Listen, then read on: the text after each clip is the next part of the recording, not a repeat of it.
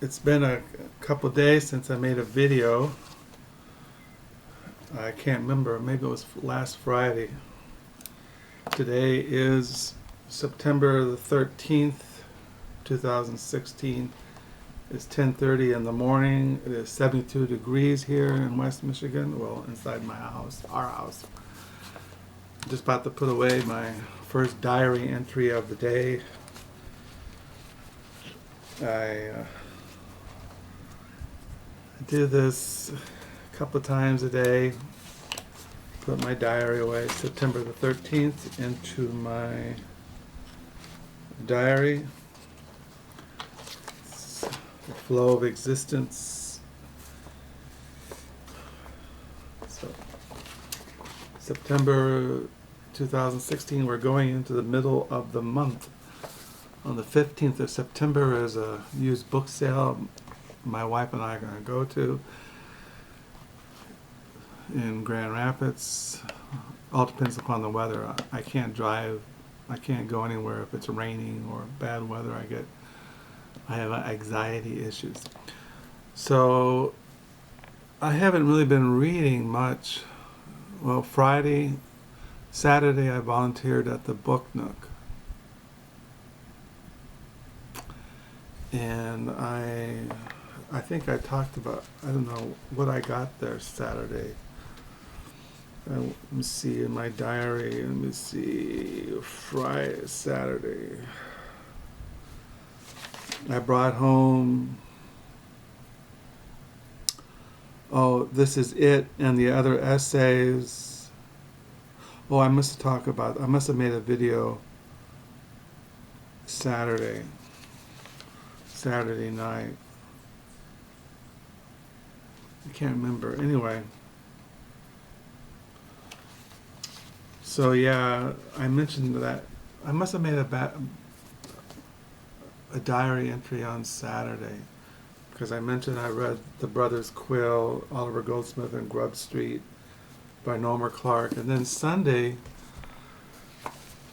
I didn't read that much because we went over to Grand Rapids Sunday to celebrate our granddaughter's second birthday. So that took the day because we didn't get home until 5:30 Sunday, and then I think we watched Sunday Night Football, I think. Don't remember. So all I read Sunday was Mislaid a little bit in the mornings. And then we watched football, and then Monday came. Yesterday was Monday. Monday I've been reading God Has Spoken in His Son, A Biblical Theology of Hebrews by Peter T. O'Brien. Read that this morning too. And I think yesterday I went to thrift stores and I found these books. I found this novel by this guy named Tash A.W. Odd. I don't know, is the word. I can't pronounce it. But this is The Harmony of Silk Factory. It looked pretty interesting. I never heard of this guy. It has Dorothy Lessing here on the bottom. Unputdownable, Chicago Tribune, seductive.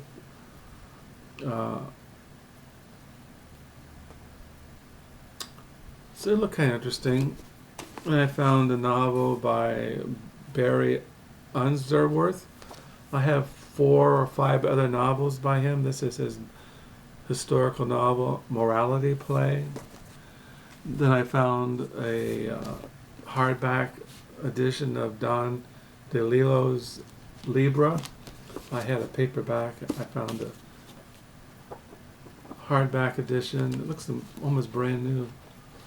Really nice shape. Hardback.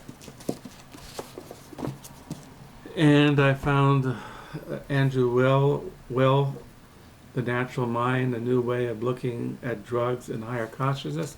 This came out in 1972. a couple years ago, I bought this book, The Harvard Psychedelic Club, How Timothy Leary and Ram Dass, Houston Smith, and Andrew Will killed the 50s and ushered in the new age for America. In this book, it talks about this book and how it came out in 1972, and so I was glad to find that. And I found a book by David Laskin, The Children's Blizzard. This is a American history about a blizzard that took place in 1888 or 1988. No, it was 1888. Yeah, it says here, thousands of impoverished northern European immigrants were promised that the prairie offered land, freedom, and hope. The disastrous blizzard of 1888 revealed that their free homestead was not a paradise, but a hard, unforgiving place governed by natural forces they neither understood nor controlled, and America's heartland would never be the same. So I have another book by David Laskin that I bought a couple of years ago, A Common Life, The Four Generations of American Literary Friendship and Influence, Melville and Hawthorne, Henry James in Wharton, it's Edith Wharton, that American writer, Porter, that's Catherine Porter, and Welty is Eleanor Welty, Bishop, who was a poet, with Robert Loyal, who was another American poet. So I had another book by David Laskin, and it took me two to 3 hours to find this book last night in my library. I was going to make a video last night, but I spent almost all evening looking for this book in my library. Because when I get another book by a writer, I want them together. I put them in together. I also found this biography of Victoria Woodhull. It's called The Life of Victoria Woodhull, uncensored. It's called Notorious Victoria, The Life of Victoria Woodhull, uncensored, by Mary Gabriel. I mentioned that I found a hardback of this book that I already had in my library in paperback, and I found a hardback. I mentioned this last week. The Other Powers, The Age of Suffrage, Spiritualism, and the Scandalous Victoria Woodhull. So I was kind of pleased to find a biography on Victoria Woodhull. It says here, Victoria Cleveland Woodhull, 1838 she was born. She died in 1927. Was the first woman to run for president, sharing the ballot with Frederick Douglass. She was the first woman to address the U.S. Congress and to operate a brokerage firm on Wall Street. Gloria Steinem has called her the most controversial suffragist of them all. Famed 19th century political cartoonist Thomas Nash portrayed her as Mrs. Satan. She butted heads with such pillars of society as Cornelius Vanderbilt, Harriet Beecher Stowe, and Susan B. Anthony. So why have most people never heard of Victoria Woodhull? Journalist Mary Gabriel's authoritative biography provides the answer. She was written out of history, censored by historians of the women's movement as too scandalous. Victoria had worked as a traveling clairvoyant in medicine shows. She was accused of blackmail and prostitution and was jailed for printing obscenities. She preached and practiced the concept of free love, once living with her husband, her ex-husband, and her lover at the same time in the same New York apartment. Victoria was arguably the boldest voice for the women's rights in the 19th century, and she was taken very seriously by her contemporaries and by the media in spite of her unconventional lifestyle. So yeah, I found this biography. I also found a book I had in hardback, but it's only 50 cents, The Mirror of Art, Political Studies by Baudelaire.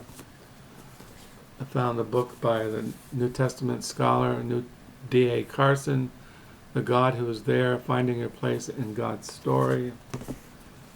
Found short stories by a 19th century American woman writer, Orne, Jewett, The Country and Pointed Firs, and other stories. I mentioned I collect Penelope Lively. I found a hardback edition of this book I had in my library. I found a hardback edition yesterday of How It All Began, a novel by Penelope Lively. I had a paperback, now I got a hardback. And I found this novel by somebody I never heard of, but it looked interesting, by Mark Winegardner, Crooked River Burning, a novel. Everybody in the back here who gave a blurb about this novel, I collect. Robert Olin Butler, Jonathan Latham, Frederick Bush, and Stuart O'Nin. I collect all those writers, and so if they recommended this novel, why not? It was only $1. And I had this book in paperback by Alberto Eco, I can't pronounce it. Frolingite's Pendulum. I found a hardback edition. So now I had a paperback, now I got a hardback of this. It's in good condition too. It's not underlined. It's good when you look at used books that make sure they're not underlined or have markings in them. And I found this memoir by Jan Morris, Pleasures of a Tangled Life. I had another book by her. She was a travel writer, and this is Destinations, Essays from the Rolling Stone by Jan Morris. This is her essays on different places that she traveled to, like Southern Africa, the Panama, Istanbul, Cairo, London. So I had this book already by her, so now I got 2 by her. So those are the books I got at the thrift store yesterday, and books I have in my library and what I'm reading. And so yeah, so not much else going on. I have been enjoying reading Mislaid. It's not perfect, but it's an interesting story, and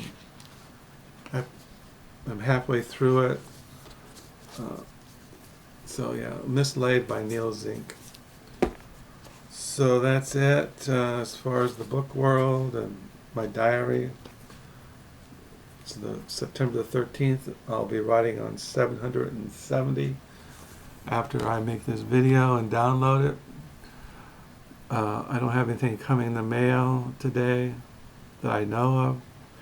So I'm hoping you have a good reading week. Thank you for the new subscribers, and please feel free to comment, and until next time, bye.